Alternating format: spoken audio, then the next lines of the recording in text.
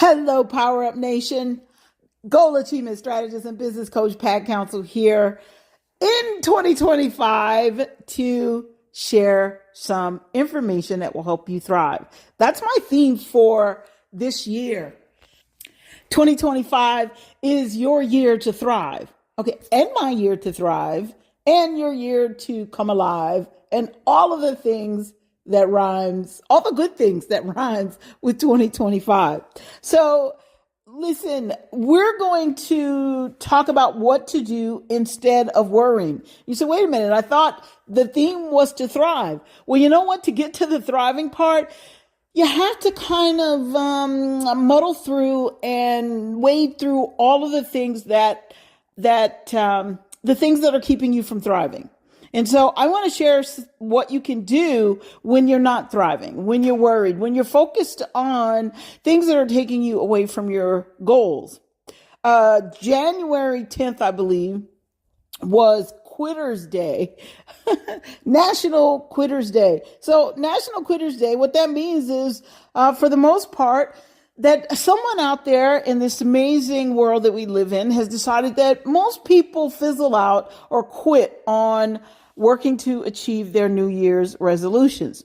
Well, if you say I don't set New Year's resolutions, I set goals. If you say I don't set goals, I set objectives. Listen, it's all semantics, because at the end of the day, you are setting those New Year's resolutions, those goals, and those objectives to achieve a certain outcome. So with that being said, January 10th is supposed to be the day that we all decide, you know what, we're going to go back to being who we were before we set all these goals, these new goals, or before we refreshed our goals. So I'm going to share some things that you can do instead of worrying that will allow you to open up more so that you can, in fact, refocus on your goals. And speaking of refocus, I had to take some time, and I took a lot of time actually, because this is, I believe, my first podcast of the year. And I had several outlined for January, but then I thought about it. I said, you know what? I'm not quite ready. There was just something that just kept tugging at me a little bit. And so I had to be quiet and be still, and also had to put some things in order. So what came to mind is that I've been doing Designing Your Life Today, the podcast, for let's say since the latter part of 2007. So we're now in 2025. So that's a lot of years.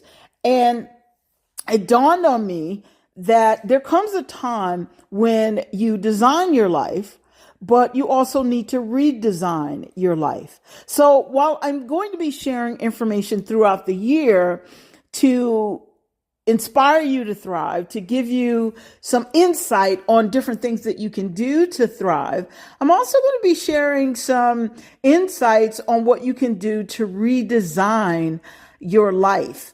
And this isn't about necessarily changing this dream life, that magnificent dream life that you had in your mind and you've been having it for years. It's not about that. It's redesigning the approach. It's redesigning the thought processes that you've brought to the table. So we're going to have a lot of fun with all these interesting ideas and this interesting information this year. So with that being said, let's get to it. So as I said, we're going to talk about what to do instead of worrying. So here in America, we have a new president. And so with that being said, he is not wasting any time. He has been, I guess, signing executive orders just one after the other. So with that being said, I hear a lot of people with the chatter about what's going on in Washington, D.C., what's going on in politics, and oh my goodness, what's going to happen to us, and oh, things are crazy. Now, I don't buy into that, but at the end of the day, there are a lot of people who do worry about what's going to happen. So what does that do? That takes your mind off of the very thing that you probably want to focus on more, and that would be your goal achievement. So people are worried about politics. They're worried about all the changes. People are worried about not having enough, thinking that you're not going to have enough. They're worried about not achieving their goals. And in all fairness to Quitters Day, yes, there are, well, quite a few people that have kind of shifted their thinking. I've encountered a few myself who were super excited about 2025, couldn't wait for 2025 to get here.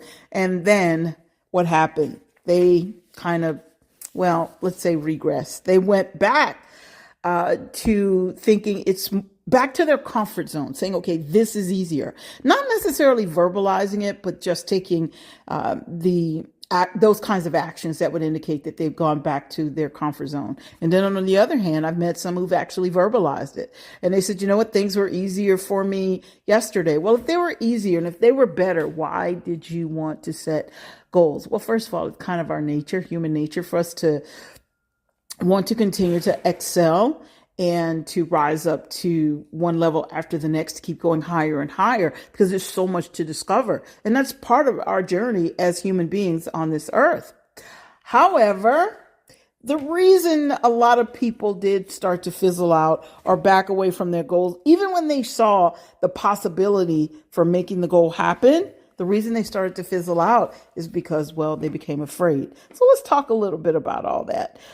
We're not going to get too heavily into fear. As I said, we're going to talk about what to do instead of worrying. So what I'm going to do is give you 3 main points and probably some little sub tips to go with that. So let's jump into it. First of all, when you're worried about not having enough, when you're worried about what's going on in the world, no matter where you are in the world. Like, oh, people are speaking these things out loud by saying, oh, things are crazy and these kinds of things. I try to stay away from that. I try to speak the best that I can possibly speak. Does that mean that some things are going on that perhaps are a little bit uncomfortable? No, it doesn't mean that. It just means that I keep looking towards the best. Because here's my first point.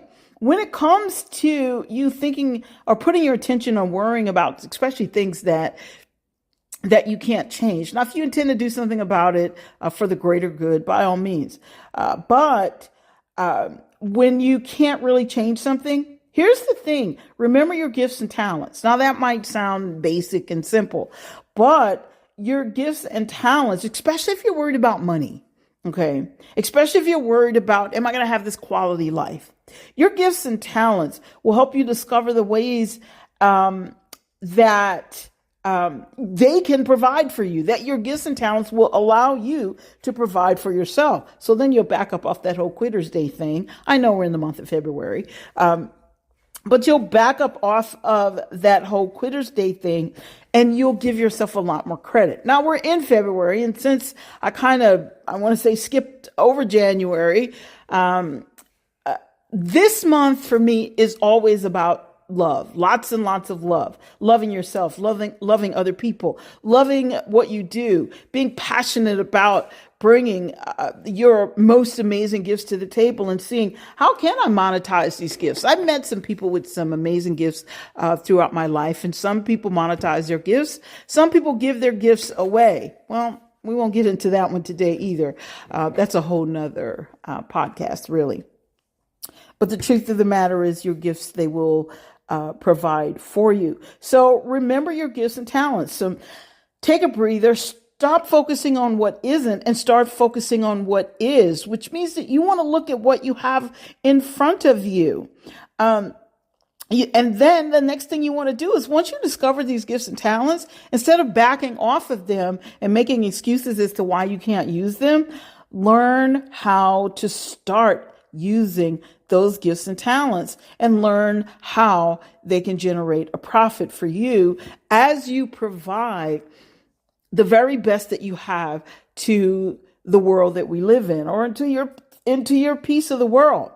So what does that mean? That means that you need to take the time to develop a really, really good plan. So a lot of times when we set goals, we set these goals based on things that we want. And there's nothing wrong with that. However, in order to get the things that you absolutely want to bring into your life, these are things that you desire. These are things that you've attached some level of, I'm going to say some level of passionate energy to, meaning that you're really excited about it. So these are things that you really want to see happen. So in order to make that happen, then you need a plan. So you want to develop what I call a profitable plan. Actually, I call it, I love the word power. So it's a profitable power plan. And so this isn't just about money. A profitable plan, it benefits the people on the receiving end as well as it benefits you. In my book, The Power, Using What You Have to Achieve, one of the things, phrases that I use in that book, I call it the dual reward. So it's a double reward. In other words, you do something great for me. I benefit from using your gifts and talents, and in return, you get money from me. And so now you get the very thing that you're looking for. Then you can take that and you can go buy the thing that you want. You can use that reward to actually reward yourself even more. So it even goes beyond the double rewards. And then you just keep repeating that cycle with the idea that you have these gifts and talents for a reason. Now, we are going to go through these as quickly as possible, but I'm going to revisit a lot of these again in future podcasts. So, because I really want people to start looking in the mirror and saying to themselves, you know what, this is what I'm capable of doing. These are God-given gifts and talents. And I can do some great things. I don't have to settle. I don't have to listen to someone else, perhaps the news or anyone, the people in Washington, doesn't matter who it is. Or even someone that's close to me. I don't have to listen to them put me in a box and tell me what I can and cannot do. But I can take the time or take the responsibility, make it my responsibility to decide this is what I'm capable of, based on my God-given gifts and talents. And I know if I bring this to the table, that other people are going to be able to get filled on it. Okay, they're going to feast and get filled on this. It's going to make their lives better, in other words. So, number one is remember your gifts and talents. Discover how they can provide for you, what they can bring into your life. You're going to be so surprised. By the way, we have some resources that can help you with that.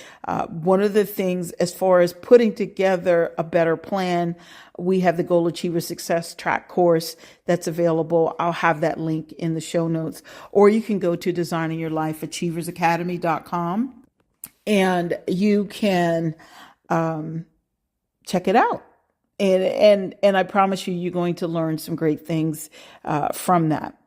Also, the other thing, the Build Your Own Business is coming back. It was very successful the last few times we did it. So we're doing it again this year. And Build Your Own Business is all about you, first of all, discovering those gifts and talents. And secondly, learning how to start using them to generate profits and learning how to use them to benefit others. So you will be able to develop that profitable power plan. So let's move on to number two.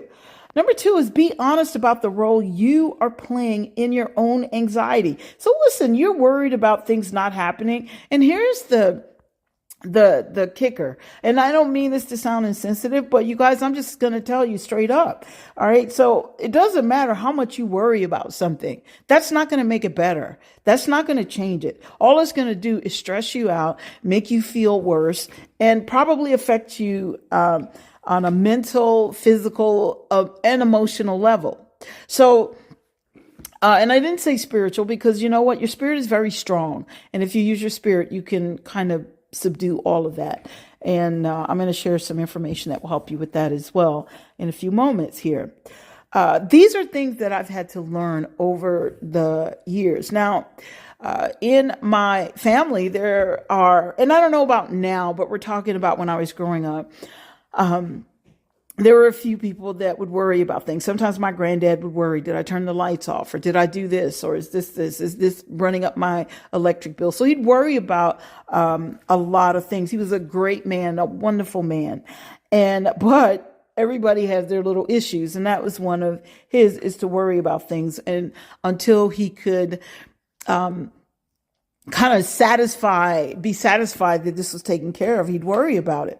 But here's the thing. That's on a probably, I want to say a smaller scale. But when we get to the point where we're worried about not having enough, or we're worried about what's going on, what's going to happen to our country, what's going to happen to our world, when we start looking at the very goals that we set and start worried about not achieving those goals and thinking we can't achieve those goals, and we're worried that it's not going to bring us the things that we deserve and desire, that it's not going to bring in enough money, or whatever the case is. Now you are affecting yourself, as I said, emotionally, mentally, as well as physically. So be honest about the role you're playing in your own anxiety. For example, you want to look for, what are you resisting? Where's the resistance in your life? Where's the resistance inside? And you know what? We can feel that. For example, resistance to action.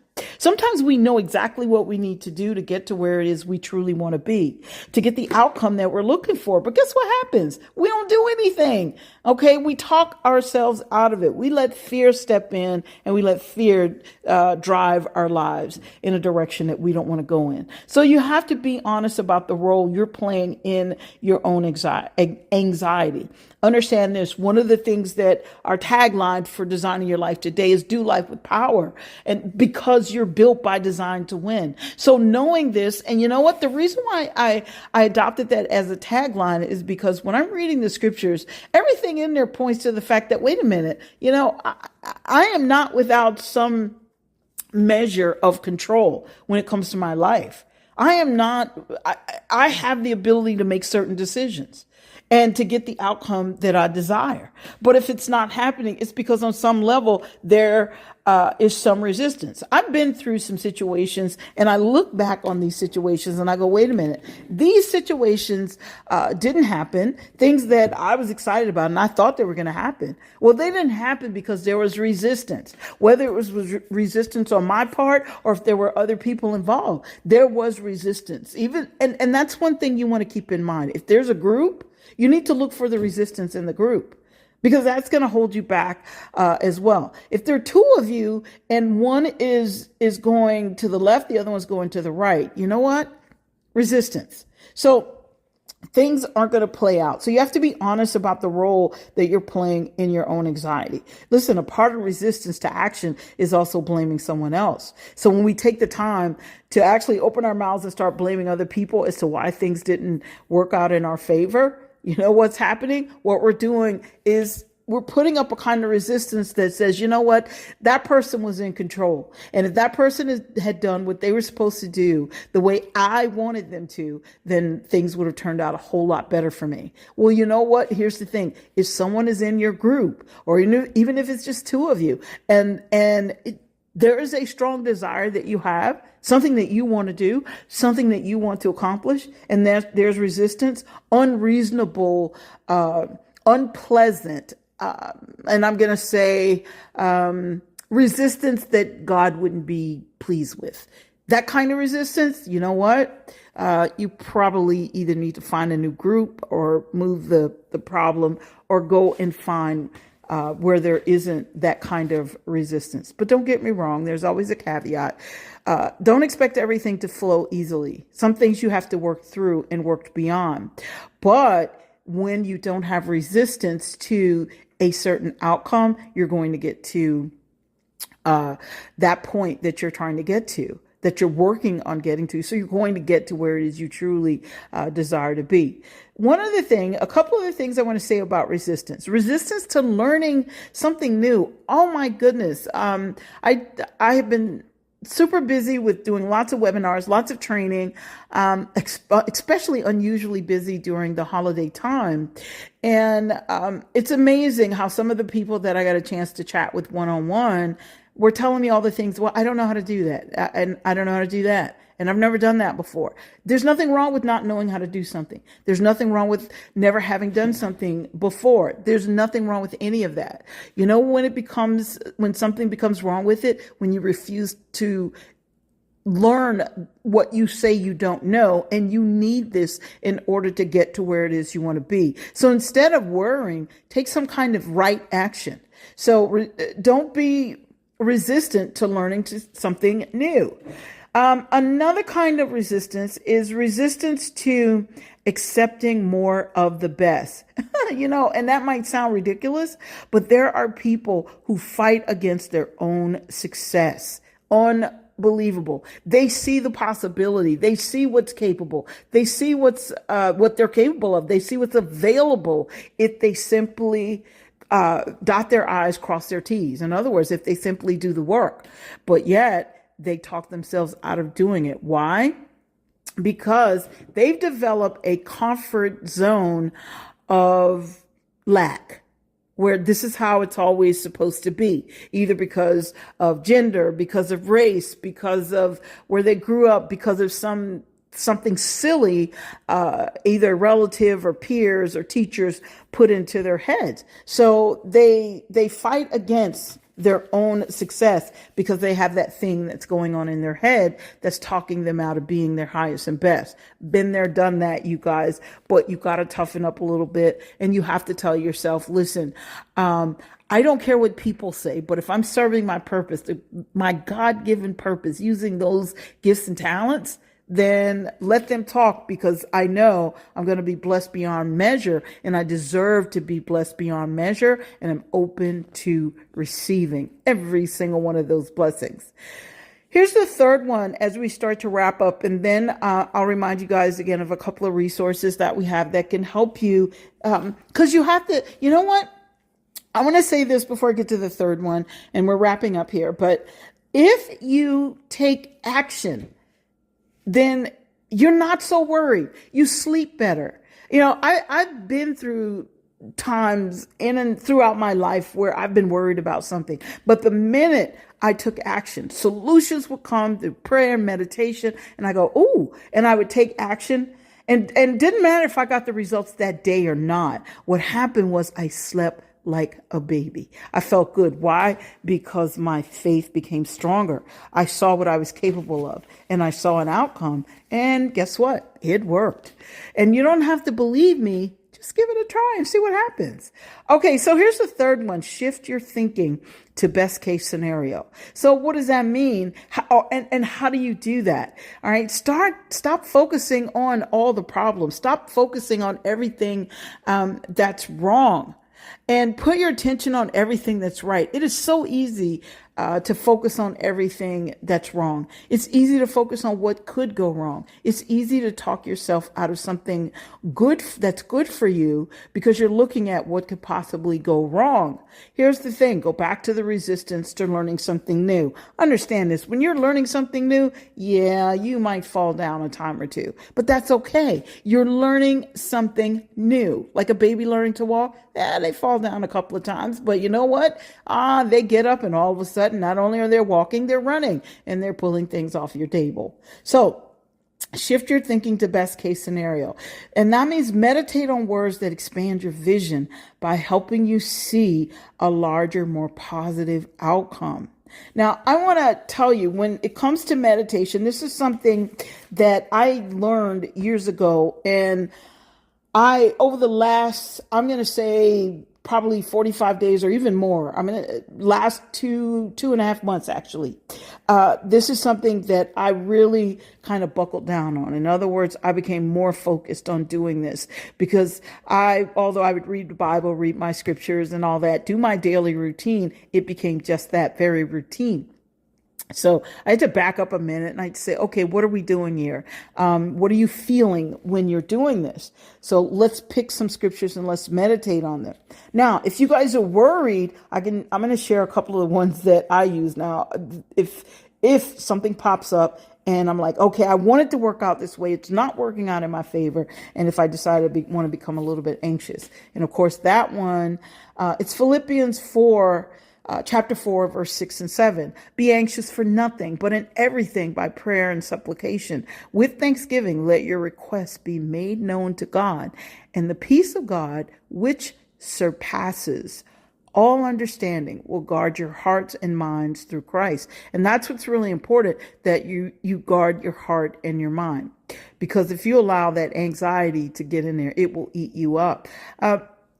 Another one, if you have the issue with thinking you're not going to have enough, or that you aren't enough, or that they're just flat out just not enough all the way around, my God shall supply all my needs according to his riches and glory in Christ Jesus. Now, I did change the word to my needs because I'm talking in the moment, in the present moment at that time, and I am not talking to a person outside me. In other words, the scripture actually is Paul saying, that God's going to supply your needs. Okay, so I do, as I said, say my needs. And that's the thing that it reminds me, and it makes me feel stronger. Philippians 4:19. This one is actually one of my favorites, but it took me a minute. I've been actually meditating on, let me rephrase that. I've been reading this for years, and it wasn't up until maybe a couple of years ago I finally decided, you know what?